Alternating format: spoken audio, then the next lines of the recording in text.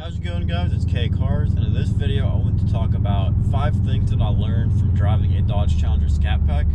So as you guys know, I've had this car for, it's been quite some time now. At least I consider it quite some time. It's been about 5.5 years since I got this car. We got this thing in 2016, April of 2016. So yeah, it's been 5.5 years, which is crazy to even think about. But anyways, before we actually get into the whole topic of today's video, which is 5 things I learned from driving a Dodge Challenger ScatPack, I did want to kind of get your thoughts. I was curious what you guys think about possibly getting a new car. Obviously it's not going to happen anytime soon, but I have been thinking about getting a ZL1 1LE and possibly trading in the Challenger for it. But I was just kind of curious to see what your thoughts were on that. So definitely comment down below and let me know what you guys think about that, because I definitely do think a ZL1 would be pretty cool, especially with the 1LE package. I think those things just look really awesome like that. So let me know down in the comments below. But anyways, 5 things that I learned from driving a Dodge Challenger ScatPack. Number 1, a lot of people actually ask me about this in my videos, and that would be the gas mileage. So if you're getting a Dodge Challenger ScatPack, chances are you're probably not going to be thinking too much about the gas mileage, because if you are getting a car like this, then you're probably just getting it to have fun with it, which is, I consider this my fun car. I did daily drive this car for a few months last year, so it definitely handled very well. I don't have really any complaints about daily driving this car, but like I said, this car is my fun car. I don't really have a daily driver vehicle that I use to daily drive. I just don't have a need for that. So I do consider both of my vehicles my fun vehicles. So the Challenger and the Jeep are both used for fun, just making videos like this. And I'm completely fine with that because, like I said, I don't have a need to have a daily driver.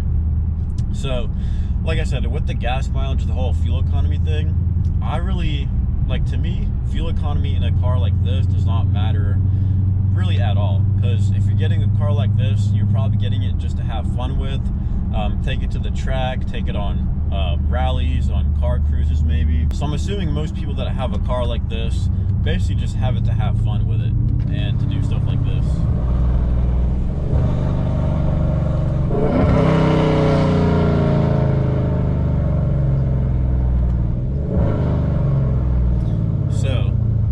It definitely is fun, and doing that does not help your fuel economy at all, as you guys can probably imagine, but it definitely is fun. So just to put that into perspective, so right now I'm getting 19.3 miles per gallon average right now, and the highest I've seen is probably like 22 to 23 on like a highway trip. I have taken this car on a few road trips. I think the farthest road trip that I've taken this car on was to Ocean City for Ocean City Cruise Week, and that was about a 5-hour drive for me. And I really don't have any complaints. The fuel economy was very good on that trip. Like I said, about 22 to 23 miles per gallon highway driving. City, obviously it's going to be a little bit worse, but I've been doing mostly city driving right now, and it's at 19.3. And if you guys have watched my previous videos, you'll know that I basically drive this thing like a grandma. I have to open the window for that. Yeah, so you guys know I basically drive this thing like a grandma, because this car does attract a lot of attention, and sometimes it's unwanted attention. So going back to the whole fuel economy thing, it really isn't that bad, and if you are concerned about fuel economy, just get a Prius. Fuel economy doesn't really matter to me because I'm having fun driving this car. So I would rather spend a little bit more money on fuel than drive a Prius or a Honda Civic or something like that. So the number 2 thing that I learned driving a Dodge Challenger ScatPack is, many people might not believe this, but it actually does handle pretty well for what it is. So this car weighs 4,200 pounds. Everyone says it handles like a boat. It handles terribly. And I really, you definitely can feel that weight, especially if you're comparing it to a track-focused vehicle, one that corners very well, one that doesn't weigh very much, such as a BRZ or a Miata. But then again, this car makes up that handling disability with its straight line speed and other areas of performance. So yeah, it might not handle like a Porsche or another different type of track car, but then again, it's not made to handle like a road course. course. It's not made to handle like a track focused vehicle, because this car is made for straight line speed, like drag racing. So yeah, even though it doesn't handle like a track focused vehicle such as a Porsche or any other type of vehicles that are made to go on a road course or an actual track with actual turns, not just a drag strip, I really can't complain too much about it because of how much this thing weighs. Like I said, 4,200 pounds. It's not made to take turns very well. It's made mostly for straight line speed. But with that being said, I have taken this car on an actual road course, like one with actual real turns. I know many of you guys probably won't believe that this car actually went on a road course, but it did. And I went to the Pittsburgh International Raceway a few years ago, and it was a whole bunch of fun getting to actually see how this car handles on a real track. It's too much fun just not to do that. Probably making all these people next to me pretty mad, but oh well, it's too much fun. But yeah, so it does handle pretty well. I'm actually pretty impressed. Whenever I first started driving this car, I wasn't like too impressed with how it handles, just because I guess I was expecting a little bit more out of it. But you just have to keep in mind, it's not made to go around a road course. It weighs 4,200 pounds, and it's made mostly for straight line speed. So yeah, the number 2 thing that I learned at driving a Dodge Challenger ScatPack is that it actually does handle pretty well for what it is. Third thing that I learned driving a Dodge Challenger ScatPack is going to be completely contradictory to number 2, but I will say this car does kind of feel like a boat. So if you guys are used to driving cars like a Z06 or a Camaro, any other kind of sports car that isn't like a Charger or a Challenger, then if you come from those cars and jump into a Challenger like this, then you definitely will feel the weight. Whenever I drove a C7 Z06, that thing definitely felt like you could definitely feel a presence of the car, but it just didn't have the same type of presence as a Challenger, if that makes sense. So I'm not saying that it's like a boat in a bad way, because it definitely does have a lot of road presence, which I think that's a good thing. I think it's pretty cool that you definitely know what it is going down the road. But I will say this car is definitely not the best type of car that you can get if you're looking to go to like a road course, like an actual track with real turns. It's also not the absolute best vehicle that you can get for straight line speed either. And now I will say there isn't like a single best car for each thing. It really just depends on what you do with that car. But stock, I will say, there's obviously better cars. There's always going to be better cars coming out.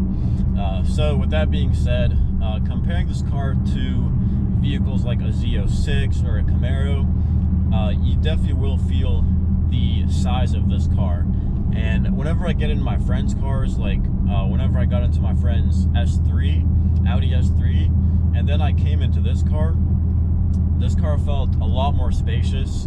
And some people might like that, just having a lot more room on the inside, but you also do feel the size, which does decrease its performance. So there definitely are trade-offs to having a vehicle this size, but then again, the performance kind of makes up for that. But there's always going to be better cars out there. I don't want you guys to think that the Challenger is a horrible car for everything, because you can definitely do a lot of different things with a car like this.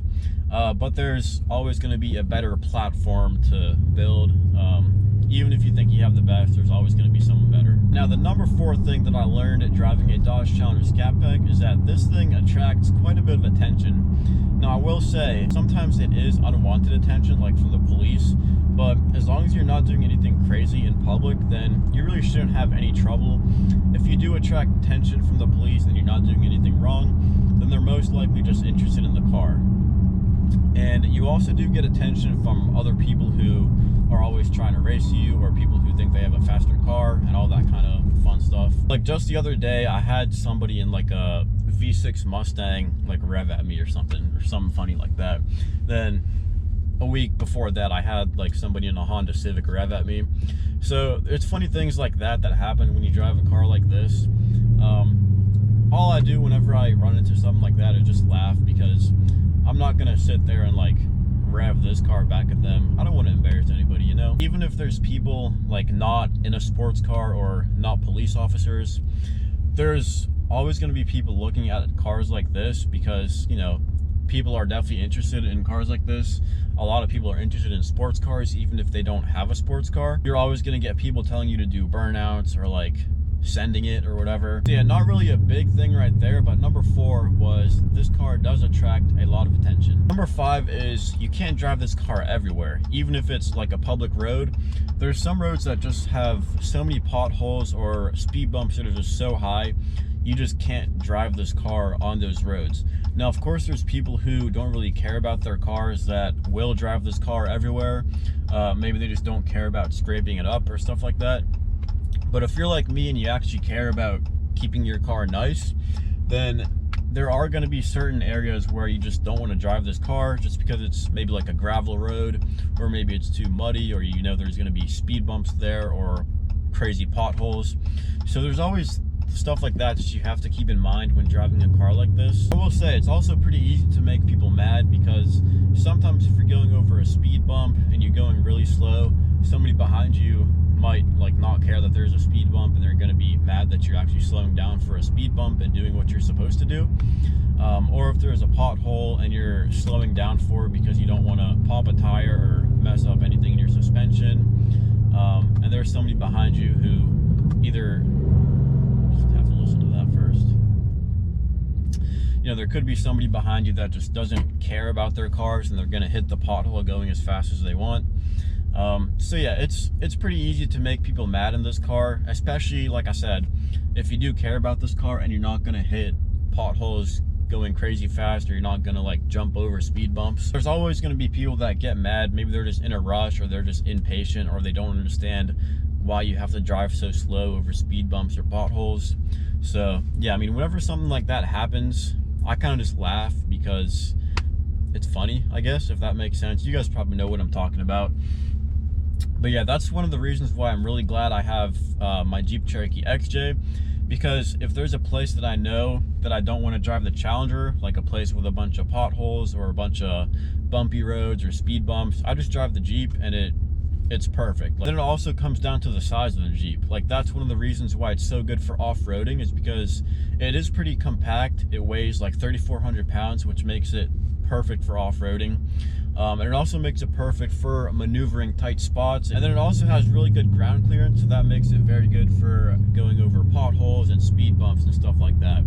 So like I said, if I know I'm going to be driving somewhere with a tight parking lot that has a bunch of potholes, then I'm definitely going to go ahead and take the Jeep, because when it comes to the size of the Challenger, it definitely can be pretty difficult to maneuver a tight parking lot. And with the Jeep, the turning radius on that thing is so much better. It's a lot more compact than the Challenger, so it's just a lot easier to drive in tight and compact parking spots and roads and everything like that. There actually has been a few times, actually 2 times, where there was an open parking spot, but the parking lot was just so tight that I wasn't able to actually like maneuver around and actually get into the parking spot with this car. And if you guys are car guys, you know that it's easier to back up into a parking spot. So even just backing up into the parking spot, you can have your front wheels turning. And even doing that, I was not able to back up into an open parking spot because of how tight the area was. Now with my Jeep, I would have been able to easily back up into that parking spot. So yeah, that's just one reason why I love having the Jeep, and that's just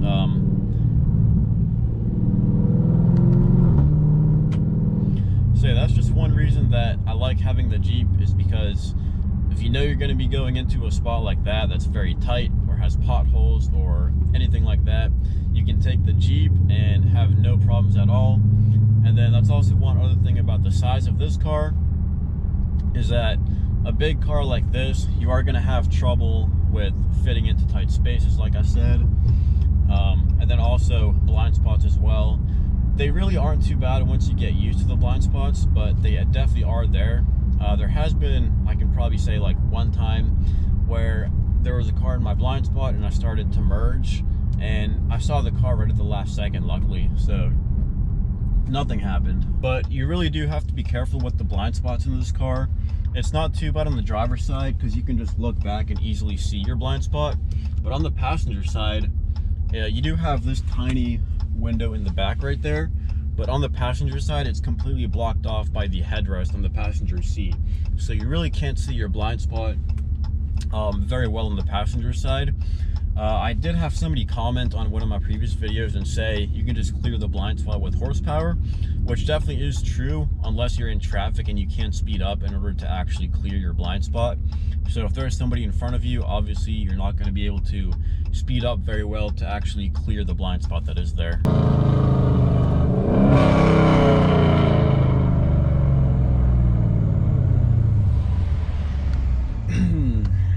All right, so with all that being said, I don't want you guys to think that I'm being like negative about this car or that I dislike this car, because if I didn't like this car, I probably wouldn't have it for 5.5 years. There's always going to be a better car, there's always going to be a faster car, but those are some things that I learned from driving a Challenger for 5.5 years. And like I said in the beginning, I am looking to get something a little bit quicker, such as a ZL1 1LE, and I definitely would like to get the 1LE package if I do get a ZL1.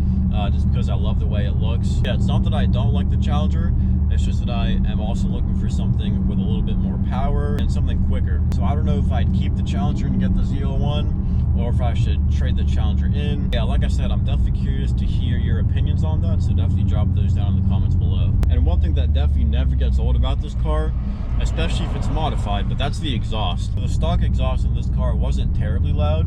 You could definitely hear it when you got on it. It does have the active exhaust, so whenever you're accelerating hard, that's when the exhaust valves open. Now with this car, if you guys have been following along with the videos, this car has long tube headers, callus mid pipes, and a mid muffler delete. So this thing is very loud, to say the least. I know a lot of people that drive behind me.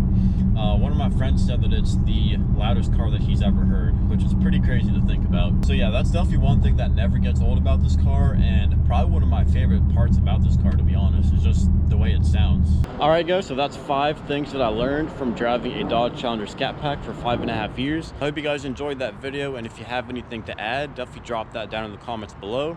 And if you guys have any questions, comments, or video suggestions for videos you would like to see in the future, make sure to also drop those down in the comments below. And if you guys liked this video or found it entertaining, make sure to like, comment, and subscribe. And as always, thanks for watching.